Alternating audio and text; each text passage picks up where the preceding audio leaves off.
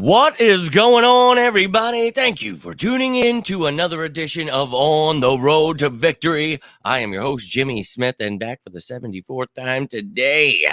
Eagles are wheeling and dealing and doing all kinds of fun stuff. So in each of these videos, trying to keep you up with all of the moves and trades and everything that is happening, all of the updated picks, updated depth chart, when these players get drafted, traded, all that great stuff. So hope you're all appreciating the draft coverage here. It's been a enjoyable past few days for me, past few months for all of you guys that have been tuning in, man. It has been amazing. I loved all of your opinions, thoughts on everything that was going down throughout all of this process, man. It was a long one waiting for this draft, but man, I cannot thank you enough for tuning in. We've got one more damn pick to go, but the Eagles just selected Tanner McKee. And before that happened, the Eagles actually traded pick 230 and 248 for pick 191. So I was like, oh, okay, we're going to have 188, 191. We'll see what they're up to. Maybe they trade both of those up. Nope, they released Marvin Wilson. Let me point that out. So I updated the depth chart there, took him out of the defensive tackle rank, and we talked about that. I mean, that is a loaded room right there. So going to be hard for him to make this team. So best of luck to him. But then we take Tanner McKee at 188.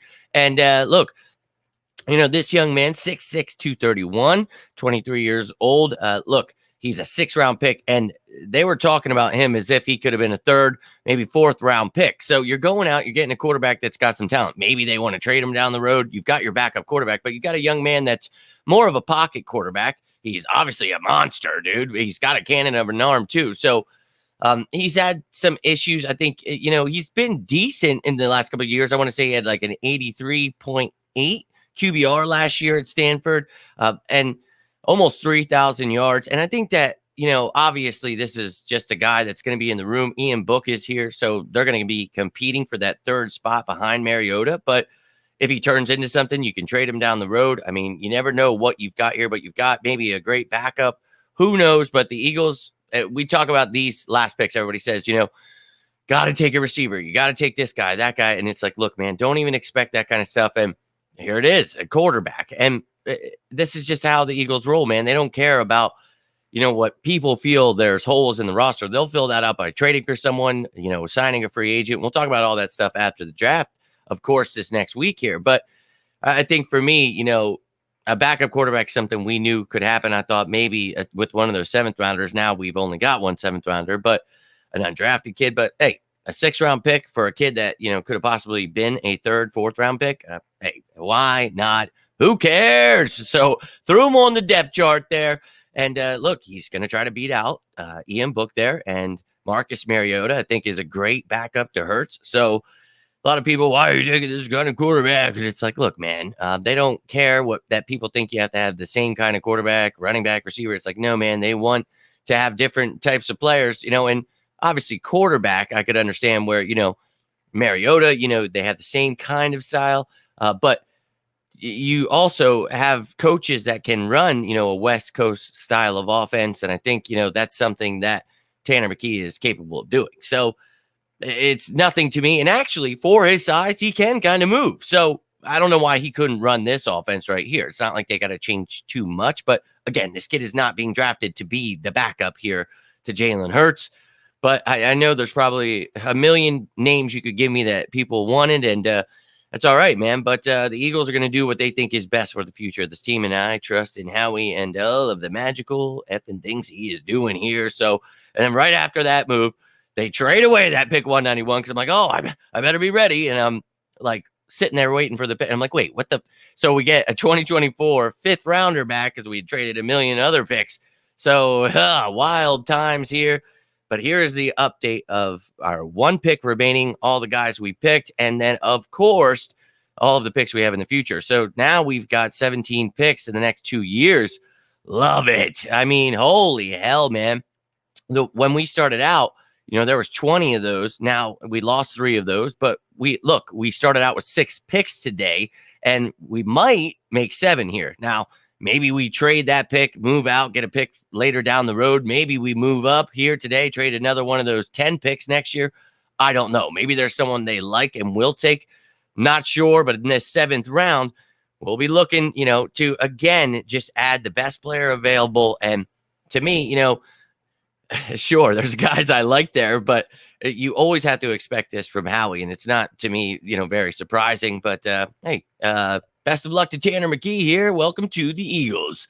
Yo, what a draft indeed. But we don't really need a linebacker. We don't need a punter, but I would like some competition there. So as much as we say that, they brought in Nicholas Morrow. They got Nolan Smith, who not only could be an edge rusher, but an off-ball linebacker. So you hope that Sean Bradley steps up, which I think he can. Christian Ellis was a big help last year. So for me, that's great. But positions like that, you can find undrafted guys like TJ Edwards. So look to the undrafted pool. I'll keep you up to date with all that stuff when they start signing everybody.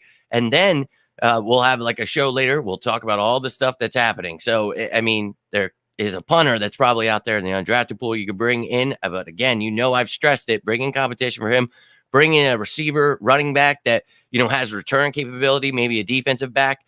But you can get those guys in the undrafted pool. So it doesn't, again, we talk about it. They probably, they do. They have a list, of not only their top guys, but top guys at certain positions. And it's like if they're looking for, guys at a position, they have a board and they will bring in a punter. They will bring, if they trust in Sipos, okay, I'm going to try to believe in that. But I mean, the guy came back into the Super Bowl. Shanks, the punt allows him to get to the one. I mean, you got to bring in some competition, man. You got to at least bring in some competition. Like, holy hell. So I'm with you, man. But I just don't. I'm not saying you're mad, but there's people out there that are irate, and it's like, bro, we've had a great draft. I'm excited, but Twisted, my man, appreciate you tuning in. But yeah, punter we can get in the undrafted pool. But yes, as always, best player available. But you see there all the moves that we made there with the Texans trade to get 191. Then we traded 191 for a 2024 next year. And wow. So I'll show you the updated depth charts one last time with Tanner McKee, Marvin Wilson first was waived. So he's gone. You see the defensive tackle still pretty stacked. I think we're all right there. And then, of course, on the offense, Tanner McKee now added as a look. Maybe he's the third. We'll see how the all season plays out here. But here are, once again, the picks we have selected and the remaining pick 249 with the 10 and 7 picks in the future. But I appreciate each and every one of you tuning in. I will be back after this final selection. If it is traded, then I will post about it on every single platform. You will see that. But then I will have a post-draft discussion. We'll talk about all of the picks and everything, the draft as a whole. I'll do a whole recount of everything that happened so you know what's going down. But I appreciate each and every one of you that's been following along throughout this draft and pre-draft process. And we're going to have a post-draft process too. So it's all about the trust in that process. So let's go, baby. Back to that effing Super Bowl, and let's go get our trophy back. Now, this is the first day, of many here. This draft is big. And look, each day you build upon and you take it day by day. And I think this is going to be a great summer. We'll enjoy that. We'll see how this team looks. Everybody meshing and following the leadership of this team.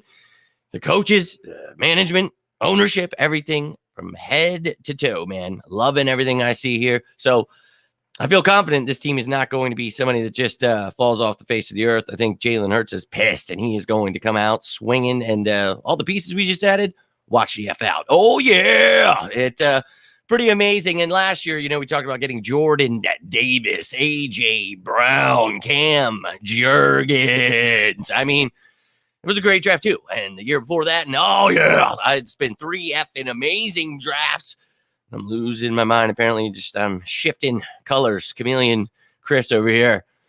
The sun goes out. Oh, man, I'm pumped, man. This has been an amazing draft. So I do appreciate each and every one of you. And yes, that is what I just said. And I think that, when we talk about how he fits into this, his movement is perfect. Like he'll fit in just fine. Don't let the haters get anybody twisted. It's always funny seeing they're always trying to complain about something. But I appreciate you, my man, Kevin.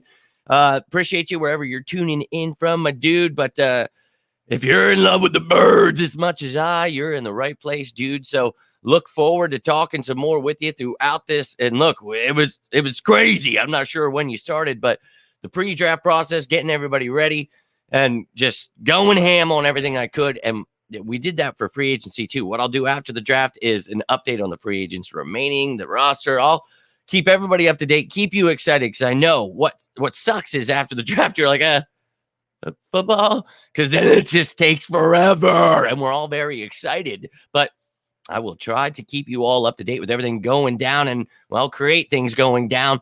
Now, I won't create hot takes or misinformation, but I will try to create as much content throughout this offseason with all of these players, the defense we're going to be running. I'll be breaking all that stuff down. So, Kevin, truly appreciate you, but look forward to talking to you a bunch more throughout this offseason and then this comeback season, because it's time to run it back, but this time we're going to get our effing trophy back. It's been too long. Oh, I guess I got a little bit spoiled, but I waited 3 decades of my life to see that Super Bowl. So I would love to see it again. And, last year it was a year where I felt really confident in making it. It was like, oh my God, this is going to happen. It's destiny. And then, well, we all know how it ended. So I think Jalen Hurts, you know how he's going to take it. He's going to turn into an even better quarterback, and I cannot wait to see it. But we get another quarterback in the room in Tanner McKee. So welcome to the team. I will talk to you guys after the draft. Hope you're all enjoying the draft, having a good time. But until next time, I am Jimmy Smith, and this is On the Road to Victory. You all have a great day. Kevin, appreciate you tuning in, and everybody else, I appreciate all of you. Hope to talk to you after the draft. But you stay safe out there, and as always, go Birds!